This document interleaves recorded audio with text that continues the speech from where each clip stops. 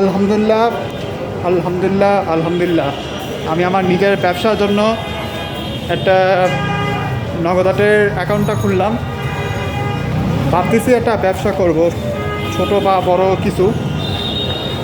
আলহামদুলিল্লাহ খুবই ভালো লাগলো নগদাটটা। আমি চাইলে আন্টির সাথে বা সেলিম আঙ্কেলের সঙ্গে ব্যবসা করব। ব্যবসাটা আমার কাছে পারফেক্ট হবে।